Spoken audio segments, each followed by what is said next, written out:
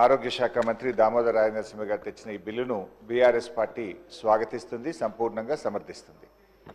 ఈ బిల్లు ముఖ్యంగా రాష్ట్రంలో ఎంతోమంది కిడ్నీ, లివర్, అదేవిధంగా వేరియస్ ఆర్గాన్స్ ట్రాన్స్ప్లాంట్ కోసం ఎదురు చూస్తున్నటువంటి వాళ్లకు త్వరితగతిన ఆర్గాన్స్ పొందడానికి ఫెసిలిటేట్ చేస్తుంది. ముఖ్యంగా ఈ రాష్ట్రంలో ఇప్పటికీ 3724 మంది ఆర్గాన్ కోసం దరఖాస్తు చేసుకొని బ్రెయిన్ డెడ్ కేసు ఏదైనా దొరికితే ఆర్గాన్ దొరుకుతుందేమో అని ఎదురు చూస్తూ ఉన్నారు. అటువంటి వాళ్ళకి ఇది ఎంతో రిలీఫ్ ఇస్తుంది.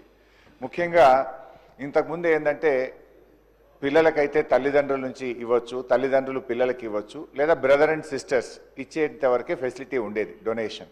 ఈ బిల్లు ద్వారా ఏమవుతుందంటే గ్రాండ్ పేరెంట్స్, గ్రాండ్ చిల్డ్రన్ కూడా డొనేట్ చేయడానికి ఈ బిల్లు మనకు ఫెసిలిటేట్ చేస్తుంది. రెండవది స్వాప్. సపోజు మన కుటుంబ సభ్యుల బ్లడ్ గ్రూప్ కుదరలేదు, ఇంకొకరి కుటుంబ సభ్యులకు కూడా బ్లడ్ గ్రూప్ కుదరట్లేదు, అప్పుడు వాళ్ళది వీళ్ళు, వీళ్ళది వాళ్ళు తీసి స్వాప్ చేయడం ద్వారా కూడా ఈ ఆర్గాన్ డొనేషన్కు ఫెసిలిటేట్ చేస్తుంది. తర్వాత ముఖ్యంగా ఇది మొన్న ఈ మధ్య మనం చూసాం, హైదరాబాద్లో కిడ్నీ రాకెట్ ఒకటి చూసాం. అటువంటి దాన్ని కర్బ్ చేయడానికి, కఠినమైన చర్యలు తీసుకోవడానికి, అటువంటి దాన్ని నిరోధించడానికి కూడా ఈ బిల్లులో కఠినమైనటువంటి చట్టాలు కూడా పెట్టారు. దాన్ని కూడా ఇది చాలా మంచి నిర్ణయం అధ్యక్ష, వెల్కమ్ అధ్యక్ష. ఇకపోతే అధ్యక్ష, బ్రెయిన్ డెడ్ విషయంలో కూడా ఇంతకుముందు only neurology, neuro surgery doctor మాత్రమే డిక్లేర్ చేయాలని ఉండేది. ఇక్కడ కొంచెం మరింత సింప్లిఫై చేసినారు. బ్రెయిన్ డెడ్ డిక్లరేషన్ విషయంలో మనకు అనెస్థెటిస్ట్ కానీ, అదేవిధంగా ఫిజిషియన్ కానీ, ఒక ఎంబీబీఎస్ డాక్టర్, ట్రైన్డ్ ఎంబీబీఎస్ డాక్టర్ను మనం ఆథరైజ్డ్ డాక్టర్గా డిక్లేర్ చేస్తే వాళ్ళు కూడా బ్రెయిన్ డెడ్ను డిక్లేర్ చేయొచ్చు. అప్పుడు ఏమైందంటే ఆ బ్రెయిన్ డెడ్ డిక్లరేషన్ జరిగి వెంటనే మనం అతన్ని తీసుకొచ్చి అతని యొక్క ఆర్గాన్స్ మనం తీసుకోగలిగితే మరో 10 మందికి ప్రాణం పోయొచ్చు. ఒకరు చనిపోతూ 10 మందికి ప్రాణదానం చేసేటువంటి ఒక గొప్ప కార్యక్రమం అధ్యక్ష. ఇది ఎవరిమైనా మనం వెల్కమ్ చేస్తాం. ముఖ్యంగా మన రాష్ట్రం చాలా బాగా చేసింది అధ్యక్ష. ఇన్ఫ్యాక్ట్ నేను మీ దృష్టికి కూడా తేవాలి, ఇంతకుముందు జీవన్ దాన్ అనే ప్రోగ్రాం పేరు మీద మన తెలంగాణ రాష్ట్రంలో చేశాం. గతంలో మీరు చూస్తే ఇప్పుడు ఇంకింత ఫెసిలిటేట్ అవుతుంది అది. గతంలో మీరు చూస్తే అధ్యక్ష 2013లో 189 ఆర్గాన్ ట్రాన్స్ప్లాంట్స్ మన రాష్ట్రంలో జరిగితే, బీఆర్ఎస్ ప్రభుత్వం వచ్చిన తర్వాత 2014 233, 2015 364, 2016 411, 2017 563, 2018 573, 2019 469, 2020 కరోనా సంవత్సరం 257, దెన్ 2021 616, 2022 716, 2023 729, 2024 725 ట్రాన్స్ప్లాంట్ జరిగినాయి.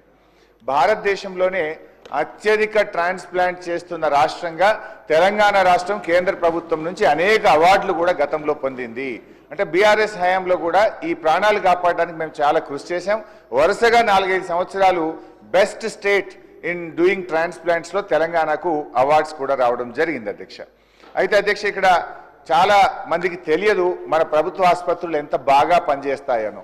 ఈ జనరల్గా ఆర్గాన్ ట్రాన్స్ప్లాంట్ అంటే ఒకప్పుడు అమెరికా వెళ్ళేవాళ్ళు, లండన్ వెళ్ళేవాళ్ళు, కార్పొరేట్ ఆసుపత్రులకు వెళ్ళేవాళ్ళు.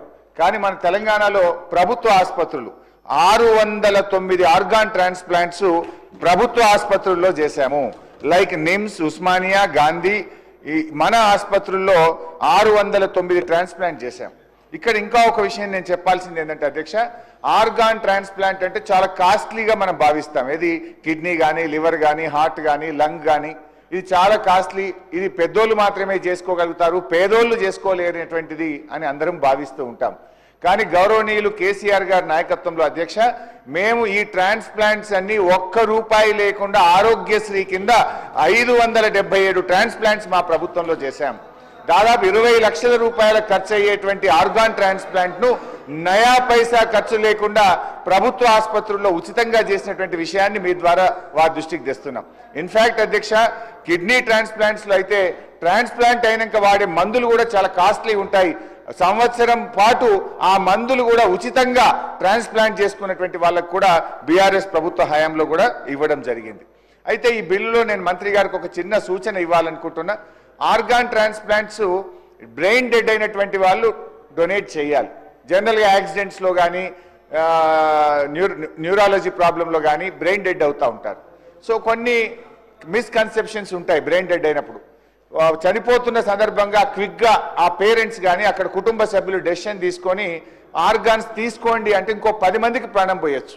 To encourage them. గతంలో మేము ఏం చేసేవాళ్ళమంటే వాళ్ళ ఫ్యామిలీ మెంబర్స్ని పిలిచి ఓ షాల్వా కప్పి వాళ్ళని సన్మానం చేసి వాళ్ళని గౌరవించే కొంచెం ప్రయత్నం చేసినాం.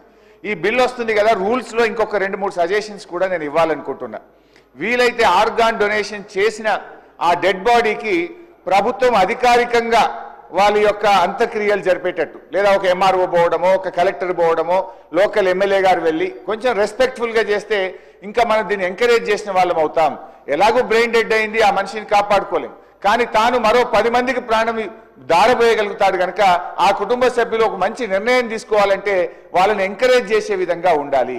ఒకవేళ వాళ్ళు పేదవాళ్ళు అయితే ఓ ఇందిరమ్మ ఇళ్ళ కింద డబుల్ బెడ్రూమ్ ఇల్లు ఇద్దాం, వాళ్ళ పిల్లల్ని గురుకుల పాఠశాలల్లో ఉచితంగా మన దాంట్లో చదివించే కార్యక్రమం చేద్దాం, లేదా వాళ్ళ కుటుంబ సభ్యులకు ఏదైనా ఇన్సూరెన్స్ లాంటిది, హెల్త్ ఇన్సూరెన్స్ లాంటిది ఇచ్చే ఆలోచన చేయండి, లేదా అట్లీస్ట్ ఈ ఫ్యూనరల్ అన్న ప్రభుత్వ పరంగా గౌరవంగా చేస్తామంటే మరింత మంది ముందుకు వచ్చి రాష్ట్రంలో ఎంతో మంది ప్రాణాలు కాపాడడానికి అవకాశం ఉంటుంది. నాకున్న సమాచారం మేరకు దాదాపు 3700 మంది ఆర్గాన్స్ కోసం ఇక బిక్కున ఎదురు చూస్తా ఉన్నారు. అంటే వాళ్ళ పాపం దొరకదా కుటుంబ సభ్యులు ఇవ్వని పరిస్థితుల్లో ఇలాంటి బ్రెయిన్ డెడ్ దానికోసం ఎదురు చూస్తుంటారు. అఫ్ కోర్స్ ఈ డెసిషన్ ఇవాళ గ్రాండ్ పేరెంట్స్ గ్రాండ్ చిల్డ్రన్ ఇవ్వచ్చు, స్వాప్ వచ్చింది, దీనివల్ల కొంత డెఫినెట్లీ ఇది యూస్ఫుల్. ఇంకా ఇలాంటి కొంత ఎంకరేజ్మెంట్ కూడా మంత్రి గారు ప్రపోజ్ చేయగలిగితే ఈ రాష్ట్ర ప్రజలకు మరింత మేలు జరుగుతుంది. ఇప్పటికే ఆర్గాన్ డొనేషన్లో తెలంగాణకు దేశంలో మంచి పేరుంది, దీన్ని కొనసాగించాలని మరింత బాగా ముందుకు తీసుకుపోవాలని మీ ద్వారా మంత్రి గారిని కోరుతున్నాను.